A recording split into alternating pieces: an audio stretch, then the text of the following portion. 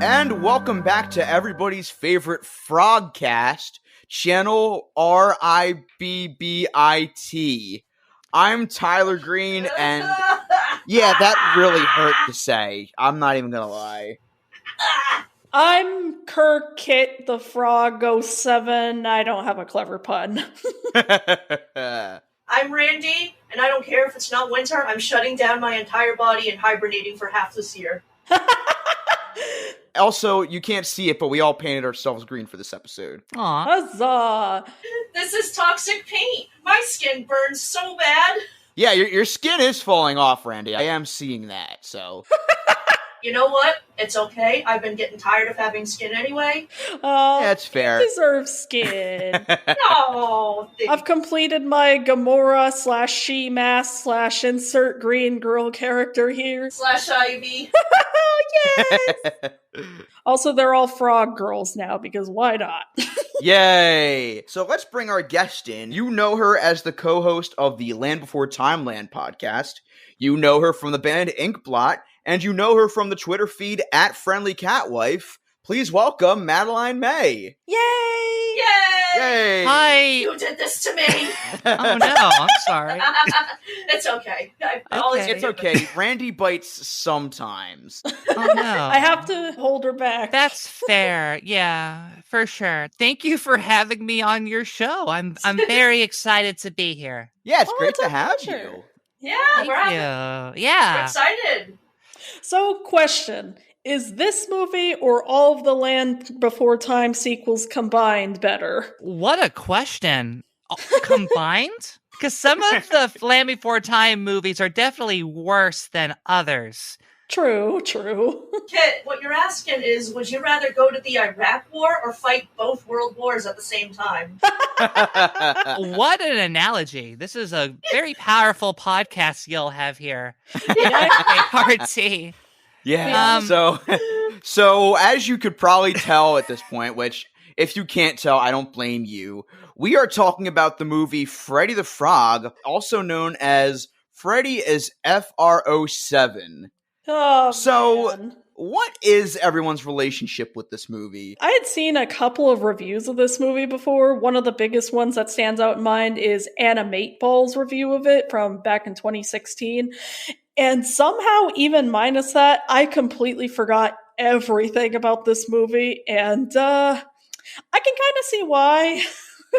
It's one of those movies that's very infamous around the animation community, I've noticed. I don't think I've ever heard of Animate Ball before, but when I first heard Animate, I'm like, is that like Animat's Australian twin? But yeah, he's sadly now former YouTube creator, as he's decided to quit YouTube for mental health, he said. But he did a lot of great cartoon reviews, and he also used to go by Mobros Studios, and he was responsible for Skellington's Revenge, that really great YouTube poop. One of the greatest YouTube poops out there, in my opinion. That is amazing. A masterpiece. Mad fucking underrated. I still think you can't get better than Dinner Blaster. So yeah, he made a review of this movie, and he really went into detail on why it didn't work, and apologies if I parrot him at points while talking about this, but man, this movie gave me a lot to talk about, and not in the way that I wanted to. So I have next to no recollection of this movie at all. The extent of my relationship with it is that when I used to lurk on the Channel Awesome forums back in, say, 2011, 2012, a lot of people were requesting that the Nostalgia Critic should review this movie, and looking back, this is something he would probably look back on circa 2008, 2009, and yeah, that's really my relationship with this movie. This never showed up when I was a kid. I think I remember maybe on YouTube seeing like a trailer for it in a VHS intro or something. I guess the song that the villain sings is that one villain song in every fucking Pooh's Adventure video ever made. Yeah, what the fuck? I was watching this today because I'm a last minute bitch, and I heard the song and I'm like, wait a minute. This is the one from all the Pooh's Adventures where they would make like angry video game nerd a villain. Side note, Last Minute Bitch is the name of my Dua Lipa tribute band. Yeah. What is Pooh's Adventure? What is You don't know? Oh, God. Oh my God. Consider yourself lucky. Oh. So, Pooh's Adventure is how back in the day, and by back in the day I mean like a decade ago, it was one of the only ways you could watch like full movies on YouTube.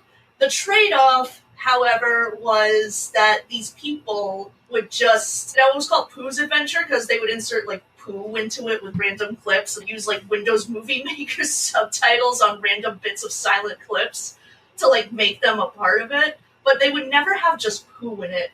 They would have like every cartoon character known to man. If you could think of a cartoon character, they're in a Pooh's Adventure. So this is like old internet kind of stuff. Then. Yep. Yeah, Okay. like 2012, 2013 era internet. Oh, okay, yeah. Like, you could expect to see a lot of My Little Pony characters. It was that point in time. Yeah, I was probably too old when these things came out. Well, I'm a huge Winnie the Pooh fan. I love that franchise, so I'm just surprised I've never heard of this. Then you know what, Madeline? You would love his many adventures in such movie as Looks at Smudge Writing on Hand, The Toxic Avenger, what the fuck?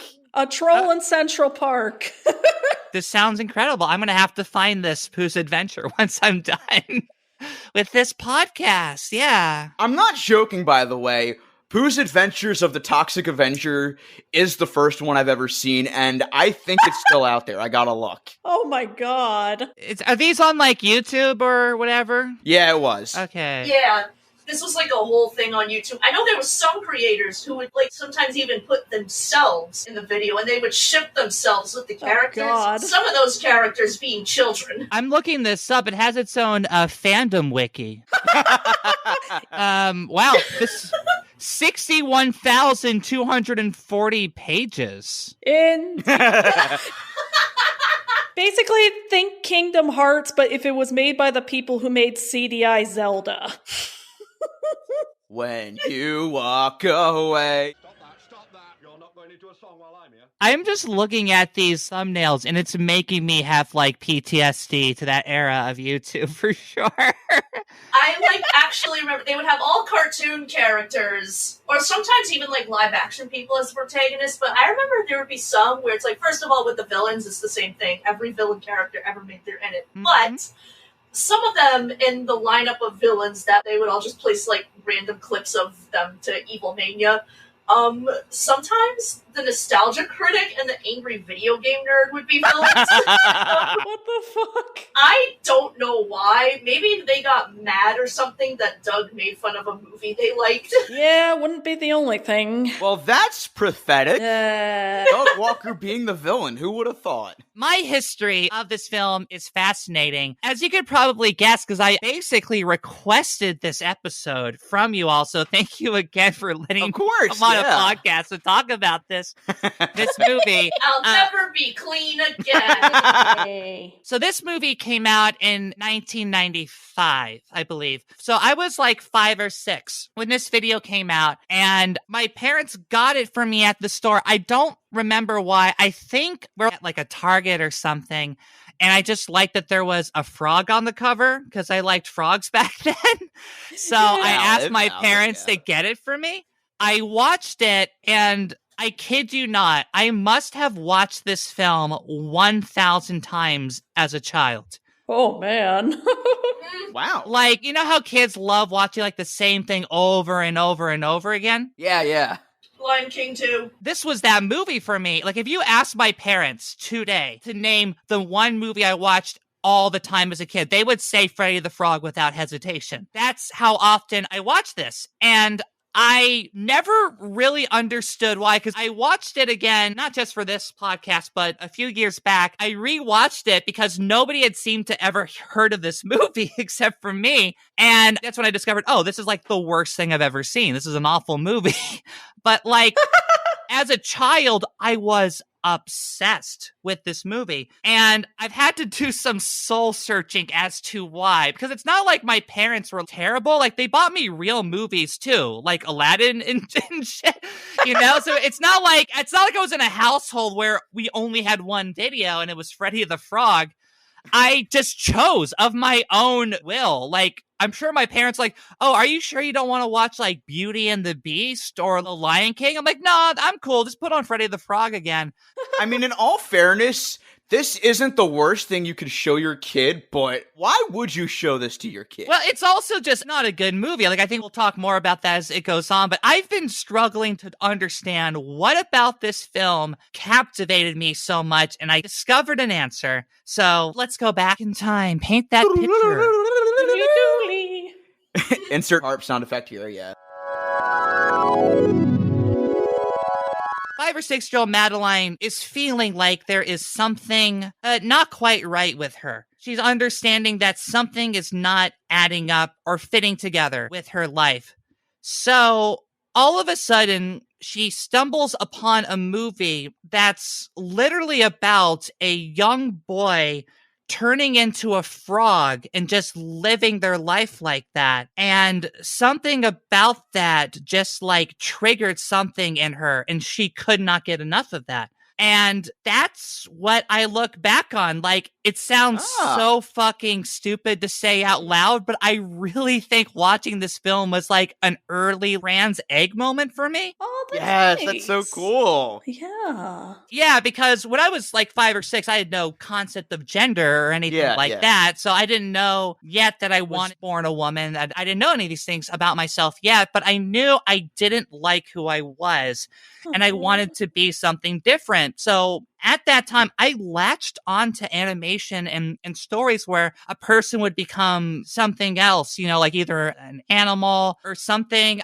I mean, it wasn't really like a furry, like feeling thing to me. It was more like I just wanted to be anything else but myself. And this kind of goes along to another movie I would watch constantly as a kid, which was Rockadoodle. Ooh, Oh my gosh, yes. Another one we need to talk about. Yeah. Yes. Batshit insane, not great movie, but it's similarly about a young boy who transforms into a cat and goes through the adventure. So like all of the things I loved had like this theme around them. And I remember that as a kid, I liked Freddie the Frog more than Rockadoodle. And it was because at the end of Rockadoodle, the spoilers for fucking Rockadoodle,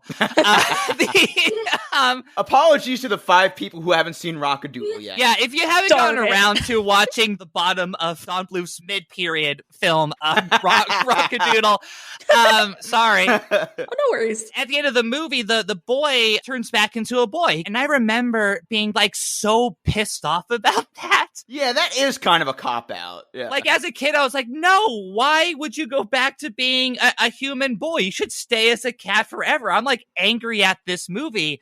And so like, that's why I liked Freddie the Frog, because he was a frog and I thought frogs were the best things ever. I still do. Frogs are rad. And also like he stays a frog throughout the entire movie. I'm like, well, this rocks. I want to be a fucking magic frog. Yes. And yeah, it would only take 25 years later for me to discover, oh, okay, that's why I'm having all of these thoughts about everything. That's really wholesome. That is so like cool that. though. It's amazing the stuff that goes by us as kids, and it sits in the back of our heads and we can't explain why. And then when we get older, we're like, oh, okay. Exactly, because like this film is, I think, kid friendly in the fact that it's very flashy. There's always a lot of colors and things going on. It moves way too fast. Because when you're a child, you don't really pay attention too much with plot and things like that. You just kind of like the pretty pictures of things going on. Again, like I had very little understanding what the actual plot of this film was as a kid. So what you're telling me is like this is the 90s version of Coco Melon? Again, I'm feeling super old with all these references that I just don't get. Trust me, if you don't know what Coco Melon is, I envy you so much.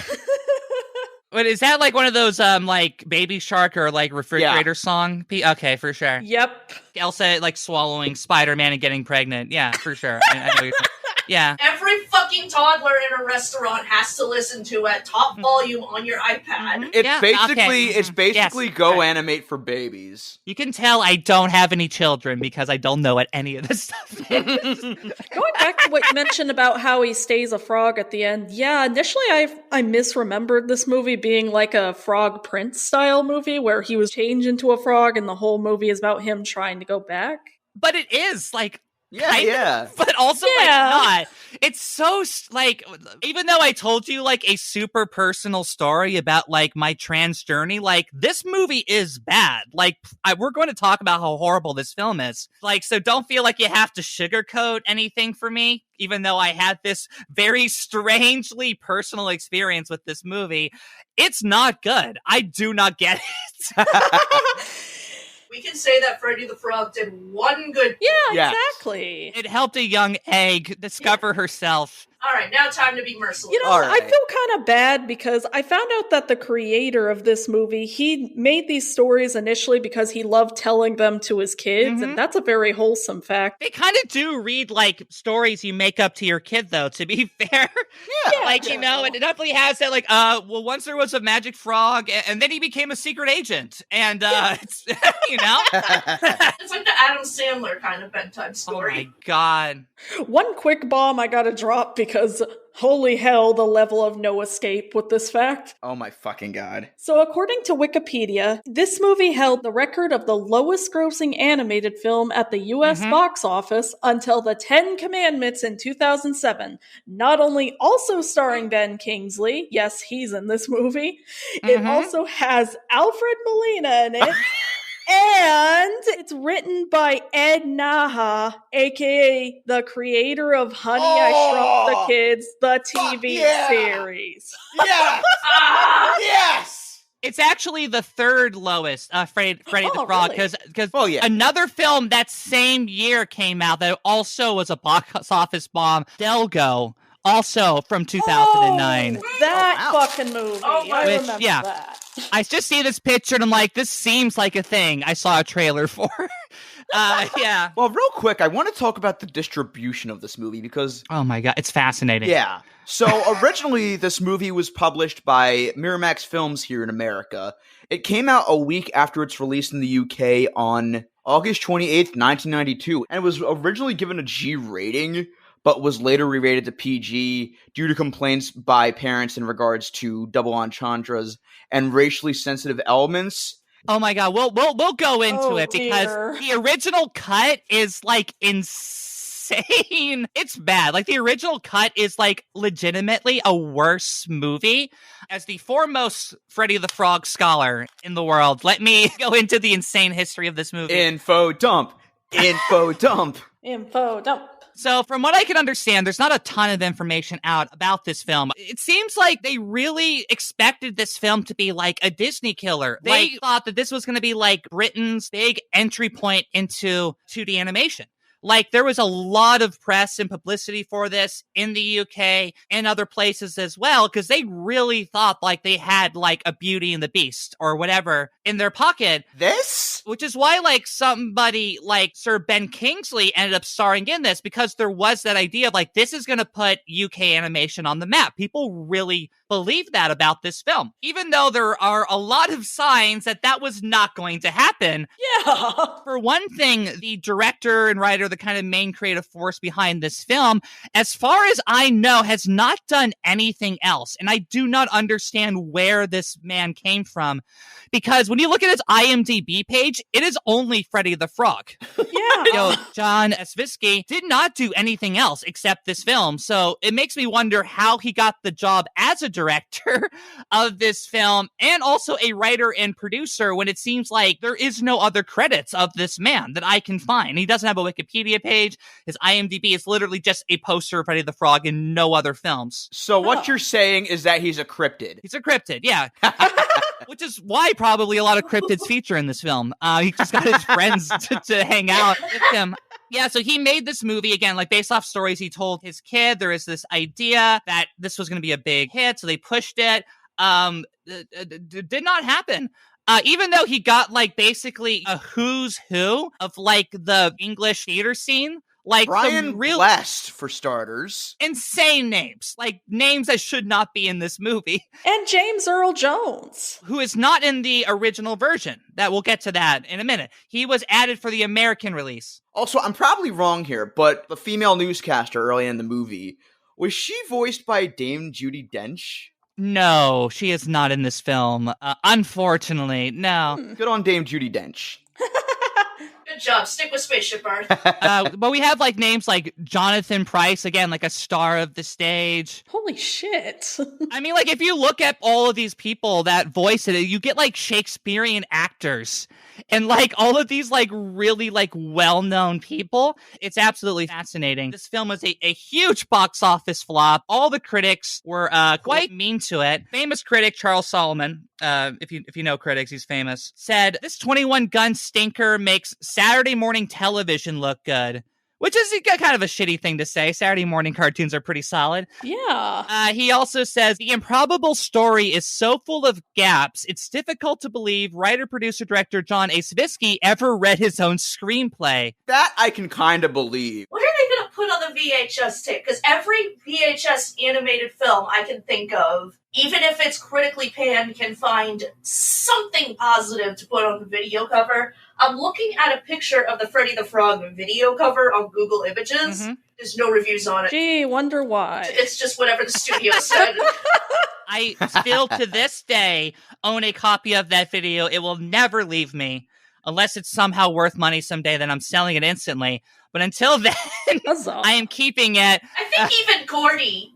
If I remember that one Nostalgia Critic review correctly, that pig movie, Gordy, was pretty panned, but they took, like, one positive-ish sounding thing from Roger Ebert panning it, and they slapped it on the VHS cover. I couldn't even find anything like that. A quick side note is that I know that they only distributed the American cut that they made in 1995, but man, Universal had some bad luck with animation. It was like the last thing they were able to make was The Land Before Time. And then from then on, most of their animated movies were flops until like Curious George, if I'm not mistaken. One of my favorite things upon re-watching this movie is that at the beginning of the film, it says like a groundbreaking animated feature for you or something like that. It's like the film is advertising itself while you're watching the movie. It's an amazing fantasy of a new kind. Yes. And it is a sad day when your movie has to pat itself on the back right when you start it. Madeline, you just got Mandela affected by Freddie the fucking Frog. I mean, or I just didn't pay that much attention to this box art. I mean, that is pretty much where Mandela effect comes from, so... It comes from Freddie the Frog, yeah. At least that from what I remember, Mandela Effect was about how Freddie the Frog, aka Joseph Mandela, died in prison. Right? That's where the term Mandela Effect comes from. This movie, Freddie the Frog. I know they just distributed the movie in 1995, but it's kind of funny to me that Universal has just had so many animation bombs throughout the 90s. Like, right after The Land Before Time, it seems like they never had another hit. Like, We're Back flopped, and then there was a couple of other films in between, and... Did Balto not do well? I think Balto, like, killed it in VHS sales, but as far as theater sales, yeah, no. Yeah, once Don Bluth broke away from Amblin, all of his stuff started going downhill, and all of, like, Universal stuff started going downhill. Yeah.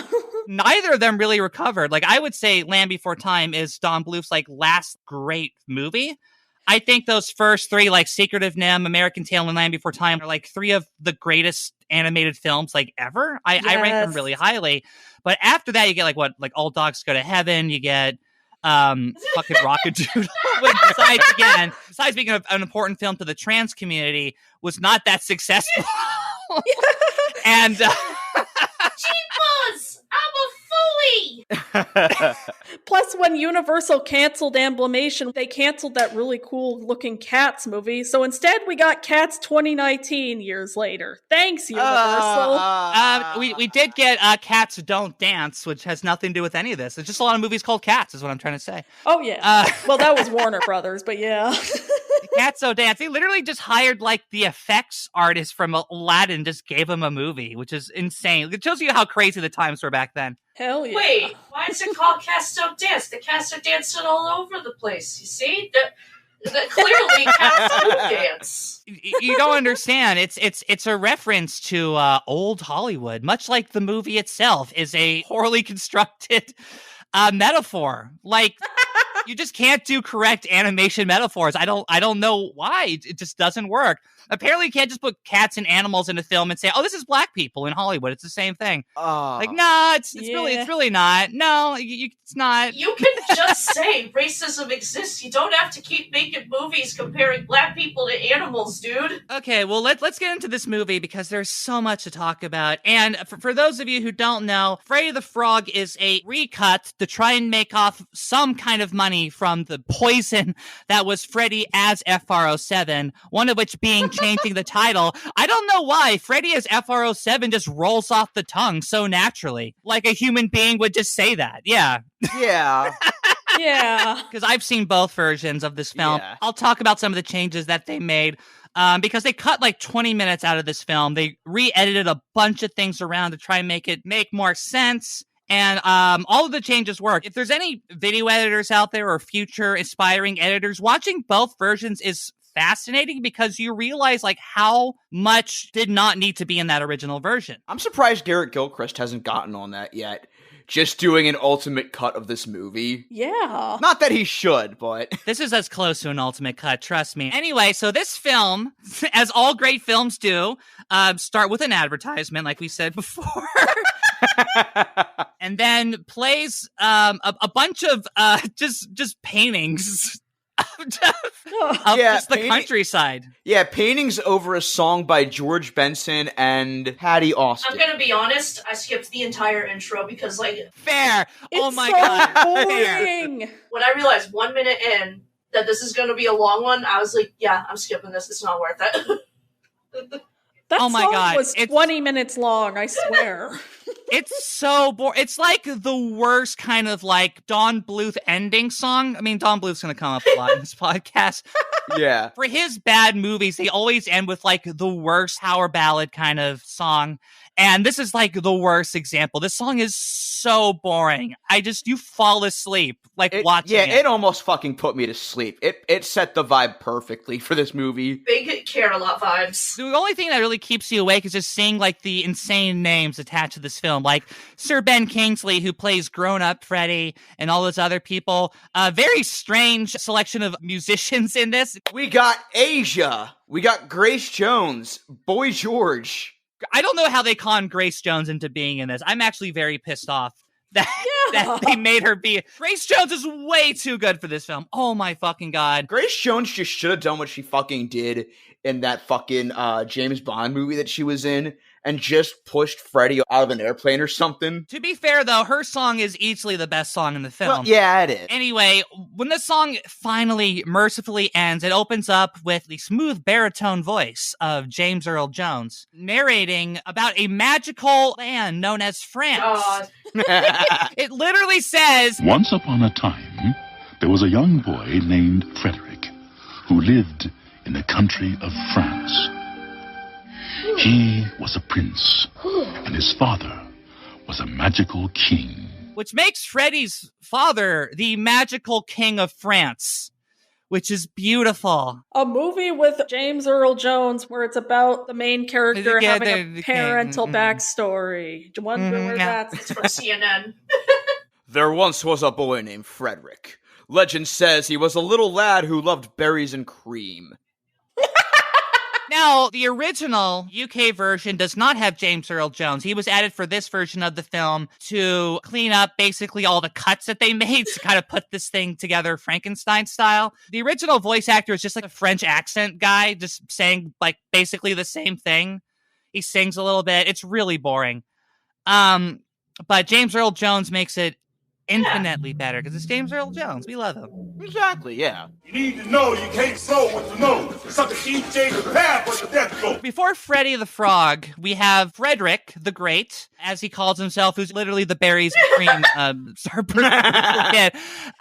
Just this little foppish looking child wearing all of like this medieval stuff, and he just has magic powers. It's never really clear what his powers are. They're just kind of like whatever he wants to do at any given moment. Powers, basically. Yeah, he's a Mary Sue. He's a Mary Sue. He has like psychic powers sometimes, and sometimes he has like just straight up magics other times. It's not very clear. And he's bland otherwise. He has no fucking personality. No, he's a very horrible kid, like literally pulled out from like a generic coloring book. But not all is great in the magical kingdom of France. Young Frederick has a jealous aunt. Messina, totally a real name. Voiced by Billy Whitelaw. She is a evil snake lady. She has the power to just like do snake things, I guess. She's the best part of this movie, I will say. Oh, that. for I'm sure. about to go on a rant when it comes to the snake treatment in this film. This film is anti-snake propaganda. For Absolutely. Like, I know we're kind of jumping ahead, but when she appears as the snake and, has the horse kill the kid's dad, the narrator's like... And even in his moment of grief, Frederick knew something was not right. For an animal as hideous as a snake had never been seen in the royal forest before. Fuck you, movie! Fuck You're adorable. Well, yeah, what is the biodome of magical France where they just don't snakes are just not allowed within this ecosystem? What's wrong with snakes? Snakes are important. Snakes are cute. Snakes are good. I like snakes. They're my favorite animals. So yeah, forgive me for being mad about the snake slander. I want to talk about that scene real quick of the snake scaring the horse because it really just seems like the horse just kind of gets slightly startled and then he just falls down 4 feet and just dies. It's magical parent dying syndrome. He's never ridden a horse before or something. For real. The snake didn't even bite the horse. It just went up and went man, and then slithered away. And that was enough to kill the father. Yeah. It's beautiful. Yeah, and it killed him because the dude was born with glass bones and paper skin. Oh, he had that Sam Jackson and unbreakable disease. They'll tell you about that. Madeline, you mentioned Biodome. If this movie became even more Americanized, I have a feeling that the horse would have been voiced by Pauly Shore or something. Oh, God. He would. If they had to add more voices to this film, Pauly Shore would have gotten a call, for sure. Frogther, when can I leave to be on my own? I've got the whole world to see. Hey, babe, looks like you got a frog over there. As frog with a bit of an accent. This backstory is so tonally out of place, too, because it almost feels like it's not as emotionally heavy as it should be. Well, it becomes a different movie after this introduction, because as we see, after the snake slightly startles his father to death, the boy gets adopted by the aunt, and the aunt is like, this is my time to kill him, and she does so in the most dramatic, easily dodgeable way possible. And she decides to turn him into a frog in order to kill him? Yeah. I've watched this film a million times, and I cannot understand this scene because it looks like what she wants to do is to kill this child, but when she has him in her sights, about to lock on, she turns him into a frog so she can capture him in a vase or something. And I'm just thinking yeah, of course, turn him into a frog, the famously easy to catch animal. Yeah. That, why? What is happening? Speaking as a person who has spent a lot of time near ponds and marshes, I'm going to tell you right now, frogs are probably one of the hardest fucking animals to catch on the planet. As someone who was once a child, I can tell you, yes, frogs are hard to catch. Also, why is Freddie so hesitant about jumping into the moat? You're a fucking frog. In real life, if you jump from that distance, you would probably die, but this is a cartoon. Freddie doesn't know he has cartoon logic and he'll survive it. So he jumps into the water again because the queen has an insane plan. She just, as a snake, just goes into the water, becomes the water snake for a little bit to try and eat Freddie. At this point, we don't know this until later, but she can turn into other things as well. But I guess at this point she can't because why isn't she just turn into a shark or some? I don't fucking there's a lot of things you could become to kill this frog, and you're just just like a snake. So as I've said, my favorite animals are snakes, and my favorite snake would be the king cobra. That is what she is, clearly a king cobra. As far as I know, king cobras cannot swim like that. They just float across the water, and they usually don't spend a lot of time there. Right, but what if they're magic snakes from France? That might be different. What if they're magical French snakes? What if they're magical French snakes that are supposed to be from India?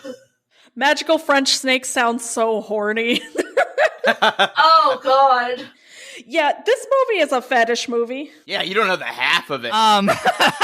While Freddie is trying to escape, he gets saved by the Loch Ness Monster. Yeah, Nessie. Yeah, Nessie, who's supposed to be in Scotland. Who ends up in France, as you do. Either that, or during this fight, maybe they ended up in Scotland.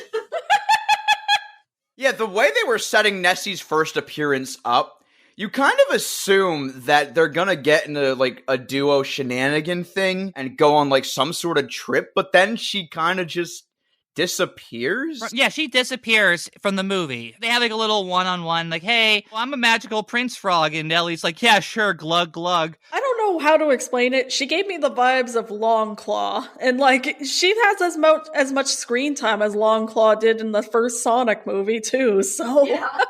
Imagine if, like, out of nowhere, Longclaw showed up and just beat the fucking shit out of Eggman while Sonic watches. yes. So cool, so cool. So then Freddie escapes, and he goes into a swampy marsh where he... No, okay, you're skipping something first. He catapults himself into space. And then... Oh yeah, that's right. And lands in where I guess is like Louisiana or something. Yeah. How the fuck did he get to space? Yeah, we've skipped from like, I guess, medieval times to now like Louisiana in the 1940s. Like, yeah, a jazz time. Yeah. I gotta say that this sequence was the only one I truly enjoyed, because it feels like I'm just watching like a bunch of Mark Davis vignettes from like some Disney ride that never came. So, you know how Tony Baxter got the idea for legendary Disney ride Splash Mountain from that shitty little Okefenokee ride in Six Flags? I think this has to be the equivalent of where they got the idea for the Princess and the Frog. Oh, with that. Oh yeah. Somebody God, was I just a hope big so. fan of Freddie the Frog. Disney, I know you're still working on that Princess and the Frog redesign. Put Freddie in your ride. Yes. Freddie the Frog and the Princess and the Frog. I will forgive all of your sins. I will. I will ride that 20,000 times. Fuck yeah. If you just put Freddie, just put a frog with like a hat and a scarf in the background somewhere. You don't even have to say it's Freddie. Yes. Just have that scene. I will love you forever. Please. Exactly. You think Universal's going to admit that that's something that you stole from them? Or they're going to tell people that this is our intellectual property? I can't breathe. Let alone the fact that Universal probably won't remember who Freddie the Frog even is. It would be the same exact energy as when the Little Mermaid ride put Mr. Limpet in the background on one of the scenes. Oh god, yeah. This sequence of them in Louisiana and the following sequence where they're like playing in the snow, it gave me this idea that like basically every idea was accepted. If you could storyboard something, it was just going to be in the movie. Like, just no idea was considered a bad idea. Just everything, just throw it in there. You know what my intro was referencing? The thing that frogs are supposed to be doing in the wintertime. Yeah, freezing themselves. I was reading when you were, like, messaging the group while watching the film, and I'm like, if you have a problem with this, strap in. Like, this is the least of the problems, is like, excuse me, the frog anatomy actually wouldn't have them playing in the snow. And like, oh my god, you're not even fucking there in this movie. Oh my god, this movie goes places. Also, so Freddie's backstory for when he starts joining the spy organization, they don't even show him actually doing all the defeats. They just show the news articles and then him driving badly. No, what they literally do is they have James Earl Jones just like to a bunch of cheaply painted backgrounds be like, And this frog could time travel, and he was magic and a secret agent, and he went to Vietnam. some frogs were born meant to wave the flag. Woo, that red, white, and blue. They're turning the freaking frog spies! I don't know. And don't forget the fact that Freddie somehow grows to human size. He just decides that, I think. He's just like, I'm old now. I'm big. I could kick these other frogs' asses if I wanted to. And then we get the song, right, where he's like, I am not a frog. And it's like, yeah, we know, Freddie, we watched the beginning of the film. You're a little boy. It's fine. Like, you don't have to convince us you're not a frog. I hate frog dysphoria. I think it's really sad. When frogs look in the mirror and they're like, oh, God, I hate it. Oh, I am not how do you say frog? Because he says that all the fucking time. Thankfully, though, that there are a lot of people providing FFS, also known as facial froganization surgery, to help a lot of these frogs live better lives, live more truer lives to themselves. Yeah, good. Exactly. So for the frogs. We should talk about the fact that Ben Kingsley sounds like he's literally phoning in his dialogue. Yeah. Ben Kingsley is committing a racism in this movie. He is just being like a French stereotype throughout the film. A British man just like doing a horrendously offensive French accent. Just throughout the whole movie. And he literally does that thing where it's like, the stereotype of French people. They'll like say, how do you say word? And it's like, yes! Brittany, do you have an extra, how do you say, hair tie? Why do you say, how do you say before words you clearly know how to say? No, he's like literally doing just like Pepe Le Pew shit throughout this whole movie. It's awful. He becomes a spy. You think they're going to do something cool like maybe Lupin the Third style or something, but no, they just make it so boring and badly animated. And also, the ADR in this movie sounds like shit. So here's another change from the original. In the original movie, I kid you not, the movie opens with Freddie as a full-grown adult driving his magic woman car. His car is just like a hot frog woman. It's fine. Don't worry about it. Yeah, no explanation as to why that is or how he got this car. She's just there. The movie opens up with this. Like, all of that stuff that we're seeing now with him driving around, that's how the film opens, with that horrible song and him just driving around. He ends up in an apartment and, like, looks at his own little tadpole pond, and he just is remembering his time, and that's when we see him as a kid. So it makes even less sense, because, we see him as a full-grown frog, then we go back to him doing this, and then we go back to the present. This film is just like, no, we are not doing that. Let's just cut all of that stuff out. Coincidentally enough, Magic Woman Car is actually the name of my B-52's tribute band. Yeah. Magic Woman Car. Magic Woman Car. She was bigger than a tadpole. Also, why the fuck is everybody making a big damn deal about Freddie when talking crows exist in this universe and apparently talking cars? It's what? Oh my God, the crows. Not just talking crows, talking punk leather daddy crows. This film takes place, could be anywhere from like the 1600s to like 3000 AD. I have no idea when anything takes place. We've been watching this movie for a while and we're like, what's missing from this film? Oh, right, a plot. So English monuments are being stolen across the UK. Oh, I'm not going to say it. I'm not going to say it. I'm not going to say it. And we'll get to that, yeah. I'm not going to reference it. I'm not going to reference it. I'm not going to reference it. Reference what? I'm holding it in. I'm holding it in. Is it 9/11 related? Oh my God, this is literally just like 9/11. We got landmarks disappearing. I can't be the only one who heard that newscaster say, None other than Nelson's Cop. I think I heard that too. That sounds familiar, yeah. I was kind of just listening to it in the background, and then I heard that, and I fucking cocked my head. I was that like, has what? the energy of, well, what's that got to do with my knob? From Bed Knobs and Broomsticks. Just, they knew what they were doing. Good night, everybody. Here's something interesting. I didn't know this. Chris brought this up because we watched it together, because I dragged him along to see this with me. We are so sorry. Chris has been to England. He's been like all over the world. And he said that the crows at that scene is a reference to that specific landmark. I can't remember what it's called. It's like famous for having a lot of crows.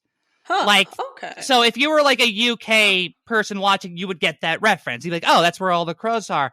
What we don't know, however, at least us, is that in the original version of this film, the crows had different voices. This was a dub over of the original voices of the crows. Huh. And can you guess why they cut the original voices of these crows? Were they racist? Oh, God. They were literally just Dumbo crows. Oh, Yes. no! Oh! They were literally like, hey, Daddy-O, what's going... I'm not even kidding. Like, literally just like black stereotypes in the original.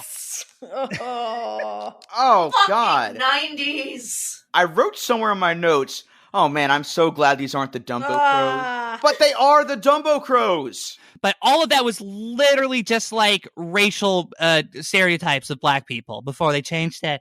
Why did anybody think this was okay? From Dumbo to the 90s, no one learns anything. I forgot one of those crows was supposed to be a punk stereotype, so initially I got so scared and thought, oh no, is that crow supposed to be an indigenous stereotype? Because... Oh, from the Mohawk, yeah, no. Yeah. I thought that crow was a gay stereotype. Probably also true.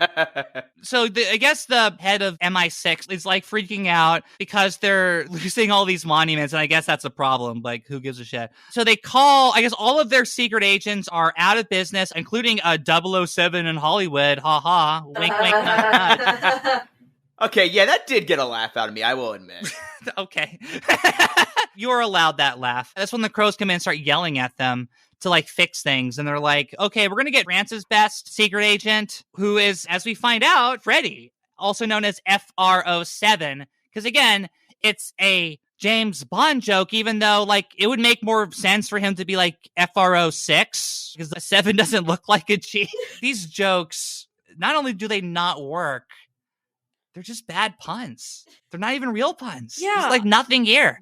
There's nothing here. Freddie comes in, and he's like, everyone's like, oh my God, he's a giant talking frog. They make some joke about like... Just to warn you there, he's a frog.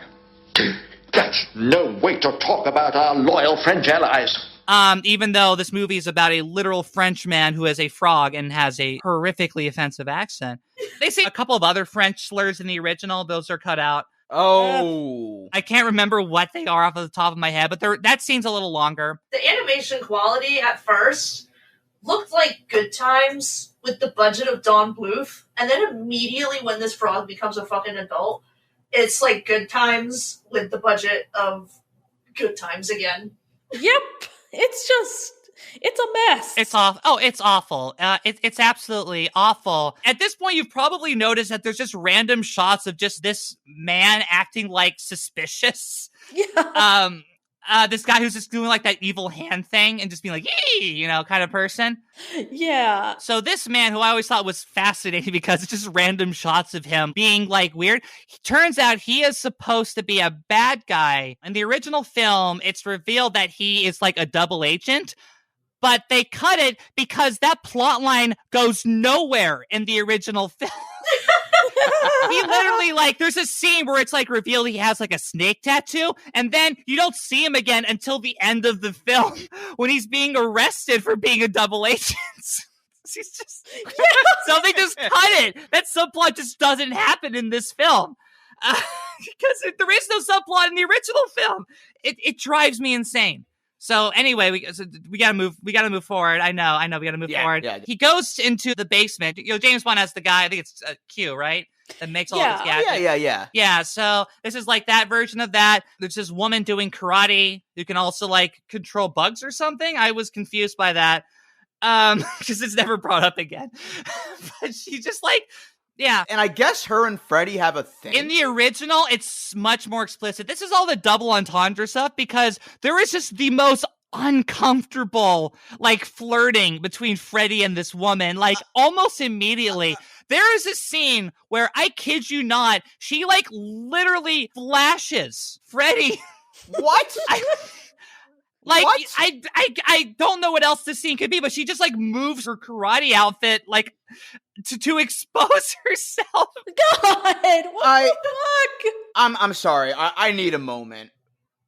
What? Disgustingly horny, this film. It's so bad. Daffers gets nothing to do in this movie other than be horny. That's it. And it's so insulting. They just straight up hate women in the original film. They don't like them here either. Not more sexist?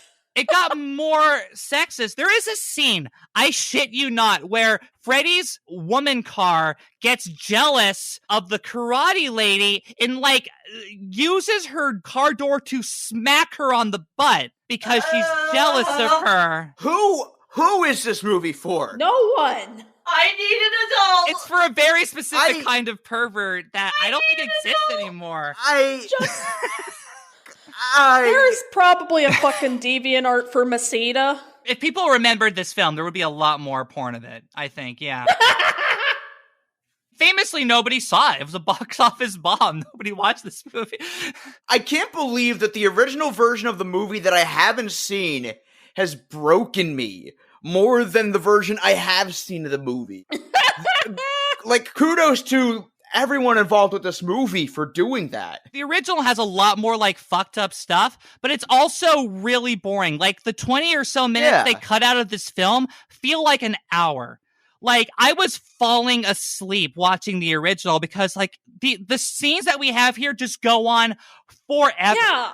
Like, they just do not end. It's so boring. But this one, like, they cut it in such a way that the whole film just feels, like, manic and insane. And it makes it a lot more entertaining to watch. Also, what was the point of El Supremo? Like, why not just make Messina the only villain? Because El Supremo was boring as shit. Oh, you're referring to the main villain who was just a heavy-set gentleman with an evil goatee from, like, the Star Trek Mirrorverse. He's just magical Stromboli. He has a pet. He has a very familiar-looking pet of a red snake with a crown. Where have we seen her before? I thought they were a thing. I thought they were. The original makes that explicit. There is another sequence of the snake lady getting jealous again of the karate lady because, like, the fucking El Supremo gets way too close and comfortable with this woman. It's a huge, huge fucking problem. A bunch of nothing scenes happen, including, like, them going to a horse race where just nothing happens. And he has this fight sequence with these goons that is, like, literally, he just punches them and then just leaves. It's the worst fight scene I've ever seen. Yeah. And that's when they find out that they're going to steal Big Ben. So they go into Big Ben so they can, like, get a ride up. And that's when they play the Evil Mania song that I guess is in a bunch of YouTube poops I've never seen. That's the best song in the movie, by the way. Best song. Yep. It is, but there are some skeletons in the closet. Oh, dear. Oh, boy. Yeah. Remember when we were talking about those racial issues with the film? No. I am the queen of Freddie the Frog scholarism. Nice. If anything, that's my Evil Mania. The original version of this song is just a standalone song. It's really boring, but there is a bunch of scenes of both Nazis and Ku Klux Klan members. What? Yeah, Jesus Christ, England! You can't do that. Remember, when this movie was first released in America, it was rated G. What the fuck? G! And it's not like they're blink and you'll miss it shots of KKK members. They're, like, featured pretty prominently throughout the song. They're all over the place. It's awesome. It's great. Out the window. I'm jumping out the window. Bye. So this movie is basically G-rated Fritz the Cat. Yes. I was going to argue against you, but now that I think about it, you are correct. This is G-rated Fritz the Cat. God, for real. It's... Who asked for this? How? What bedtime stories are you telling your kid, you weirdo? Your mother's a fucking bitch, this woman. Let me tell you about how these dames keep trying to trick me. So his plan is to steal all of the monuments, and somehow he is going to take out the historical energy of these monuments to, like, put the country to sleep. Because he's going to take out, like, I don't know, the national identity. So what he's going to do is he's going to use the power of imperial generational trauma to destroy the world, I guess. Feels like it could work, but they don't do anything with it. This movie runs like a tourist ad for England, where it's like all of our greatest positive moments, like these monuments to colonialism, are all of the good memories. Like, are they? Like, how many good memories are in the Queen's Palace? Why is the Queen so nonchalant about the entire Buckingham Palace? Just bye-bye. Tough broad, that Queen. I'd be all for destroying all those monuments. All those monuments were built by imperialism, for fuck's sake. Yeah, but he's destroying these imperialist monuments only to imperialize the whole world? Yeah, because his plan is that he's going to put England to sleep and then, like, invade with hundreds of submarines. And I remember thinking, like, you could probably just do that now. You know? Like, this is the UK in, like, what, the 60s and 70s? Like, I think you're fine. Exactly. Like, I don't think it's not like you're invading the United States. Like, I think you could just take them. It's before Thatcher existed. No, they'll just be like, oh, bloody hell, our buildings have gone up and away, it is. Like, I think you got it. They get sentenced to, like, death by water encrypted. Because this evil island is where, like, monsters live. And Freddie, who's underwater with his friend, instead of using his magic powers to help them escape, he's like, oh no, I'm gonna just, like, wake up my friend in another country, and she's gonna help us, even though, like, he could have just broken him out. So Nessie comes back. Finally, we get a payoff. I use big air quotes when I say payoff. To this opening sequence of with Nessie. She comes in, scares all the monsters away. Quick question. Does anyone remember Nessie even being a thing? Because Nope. I completely blanked her out until you just mentioned her again. Yeah, so did the film. The film did. She just shows up. Also, Freddie let that guy drown for nearly 5 minutes before he finally called Nessie. So what the fuck, Freddie? Freddie is an asshole in this movie. Freddie is a jerk. He is horrible. He is not a good person, not a good frog. I mean, 007 has done worse. So Freddie sucks. He sucks. The karate girl, when she's being dragged away, she's like, Freddie! Yeah, fuck that other guy, I guess. Yeah. This underwater scene also has some edits from the original version, which, would you guess, a lot more homophobia in the original version. Because of course there was. Oh no. Because they do that, like, breathe air kiss. There's just a bunch of no homo jokes. Jesus Christ. Oh. This will be our secret. I won't tell anyone, that we did this. Two guys helping each other live and not die in a... Again, question for the director. What kind of fucking bedtime stories were you telling that kid? I said that this man never did anything else, but I haven't, like, actually checked out any, like, InfoWars or, like, Daily Wire. Oh, no. Maybe he has another career that I just don't know about. Oh, dear. And also just, how did they manage to make sea creatures fighting Nazis so fucking boring? Yeah, they just wrap up the submarine with, like, coral and that's it. That's, like, the end of it. There's a song number that has nothing to do with the rest of the film. It's just, like, we gotta do that Little Mermaid sequence. You know, that's what the kids want. If you want to see a good movie involving frogs killing Nazis, go watch The Muppets and Walt Disney World. Yes! Oh. There you go. I don't believe in violence. I don't believe in violence. Also, Scotty's supposed to be good with guns, but he defeats all of them with a whoopee cushion? Why? He has a lot more guns in the original film, but they cut it for the PG rating. Of course they did. There was a lot more bullets. There's a scene in the laboratory where a giant machine gun just comes down and starts shooting, like, everything. God. They decide to infiltrate the base or whatever the fuck they do. I can't remember. It's so boring. You have to understand how boring this film is, audience. This is so boring. Really. How is a movie this batshit, this boring at the same time? It really That's is. an accomplishment. I gotta hand it to you. It's so bad. Let's just skip to the ending. Yeah, let's. They do a bunch of shit. The end. Yay! There's a fight scene because it's revealed that the snake lady was the snake lady the whole time. Wow, gasp.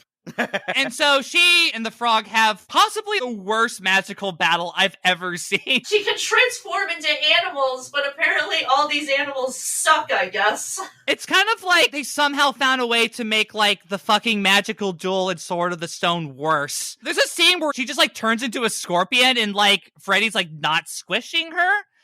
Yeah. I mean, it would be anticlimactic, don't get me wrong, but it would be the right kind of anticlimactic. At some point, like, she goes to her tried and true snake, like, look, if it ain't broke, or if it hasn't worked once, then don't fix it. It turns into a snake, does the Aladdin thing where he's choking him, and he remembers what his magical French king father said, which is like, hey, don't worry about it, just do it. And so he does, and he just, like, magics her away, and she's defeated. And that's it. They bring all the landmarks back. They threaten a sequel. Where they say he's going to go to America. The original magic fight actually ends with a cliffhanger where she escapes. And the idea for the sequel was that he was going to go to America and finish the job. They did not greenlight the sequel. Heaven knows why. Heaven knows why. If they're still going with stealing landmarks, it would have aged bad. Yeah. We would have just let them keep them. Yes. Like, yeah, go for it. Just keep all these fucking statues. We have stolen all of your Confederate statues. Like, Yay! okay. Yeah. Awesome. All right. Well, you're supposed to be traumatized or whatever. I don't know. What would they steal from America? Like, I don't know, one of those, like, cool-looking rocks from, like, Vermont or something? We like, stole the World Trade Center! Aww. They would have absolutely stolen the World Trade Center. That definitely would have happened if the sequel was greenlit. That gets canceled and the movie's just over. And James Earl Jones comes back and says, hey, that was a movie, wasn't it? And then it's done. Indeed it was. Well, we conned you fuckers. We're not even proposing the question. Just burn the fucking thing. Burn it. You know, I've had several almost burns this year. Like, I almost gave a burn to Earth Day at Walt Disney World. I almost gave a burn to frickin' Rainbow Bright, but then I decided ultimately keep the tapes on that. Fucking burn. Burn. This was bad. All right, Randy. Just burn it. I've been burning left and right, and you know what? Yeah, burn it. Just burn this fucking thing. I love trippy-ass animated movies, but this was just boring. Good God. This literally felt like it was like some sort of Wonder Park type thing where it was like a movie pilot to a TV show. Oh, God. Oh, no. Okay, it's not as bad as Wonder Park, I'll say that much. You know what? If you want to find out more about Wonder Park, my brother, who died 2 years ago, is on a Tony Goldmark video talking about Wonder Park. Yeah, I'm so sorry for your loss. Yeah, I know. My brother/cousin with a forgotten name was on a YouTube video with Tony Goldmark talking about Wonder Park. But he died due to stampede. We don't like to talk about it. Oh. But yeah, you can check out his opinions if you'd like to know. Oh, God. Wonder Park is bad. Yeah. It is. It is. I am so glad they canceled that series for it because good God. Yeah, you know, I gotta burn it also. In 1995, there weren't a lot of trans representations in media, but now there's a lot more. So you don't have to watch a film about a young French boy turning into Just a frog. watch Rocco's Modern Life statically. Just watch Rocco's Modern Life. Exactly. There's a literal trans frog in that movie. You don't need to have metaphor anymore. It's right there. Yeah, as much as I have fond memories of this film, it is horrible. It's awful. You know what? We'll always have Magical Paris. We'll always have Magical Paris. Yes. We'll keep those memories, but there is no reason for anyone to watch this film. Except unless you're going to make a YouTube poop of it, which get there. Yes. Do it. Someone do Do it. it. There's a lot of great out of context moments, especially in the original cut. There's a lot of creepy frog on human lady God. flirting if you want that. There's a lot of creepy frog on car flirting if you want that. Ugh.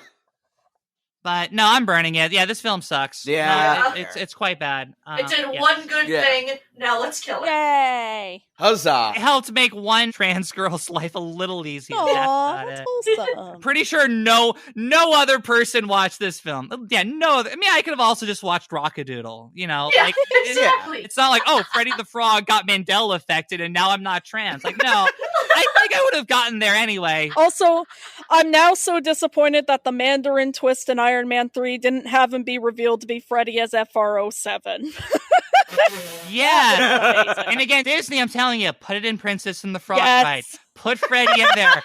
Literally, just a frog with a scarf and a little French cap. Just put him in there. All right. So, Madeline, thank you so much for joining us. So nice meeting you. Thank you so much for having me. I'm so sorry I made you watch this film. I don't think I've ever laughed harder during a recording, if I'm being honest. This was fun, so hey, we got that. Yeah, is there anything you want to plug? You can follow me on Twitter at FriendlyCatWife. You can check out my now finished podcast that I did with Chris Nebergall, Land Before Timeland. Hell yeah. We've recorded part of the sequel series, which will come out, I guess, at some point. That's going to be on the Air Bud franchise. Oh, man. So look out for that. Oh, you got to have us on for one of those. We got some cool guests lined up for that one, too. Yes. That we've got some good episodes of that. You can check out my really old stuff with Chris. Remain Seated with Chris Nebergall was our YouTube show that I'm still pretty proud of. Yeah, that was a great show. Thank you. Yeah, I produced that with him, so you can check that out. I'm working on music. Follow me on Twitter. You can get updates on my solo album and stuff. So check Yay. Heck yeah. All right. You can find me on the usual social medias, Mission Breakout, Twitter, Discord. You can find me Walking Pun on Instagram. You can find me on my art Twitter, MuppetVision_3D. And you can find me stealing all the world's monuments and then figuring out how to shrink everybody. I don't know. You can find me over at Cosmic Rewind on Twitter. Replace the E with a 3. You can find me on YouTube by the same name. You can find me on pretty much all the aforementioned podcasts that Kit was on. And you can find me trying to collect the shattered pieces of my soul now that I have seen Freddie the Frog. All right, and as for me, you can find me on Twitter at the usual spots. Tyler FG on Twitter, Tyler FG96 on Instagram. As for the podcast, you can find us on channel_KRT on Twitter, channel KRT podcast on Instagram, all one word. You can also find our Discord server and our Facebook group and the link tree in our Twitter bio. And if you want to help support us, be sure to like and subscribe on our YouTube page, give us 5 stars on Apple Podcasts, anything that helps us get noticed by the algorithm. And if you want to help support us even further, you can also check us out on Patreon, where we have exclusive minisodes, outtakes, and episodes of this very podcast at its earliest convenience, whether it be a work-in-progress episode or a finished cut.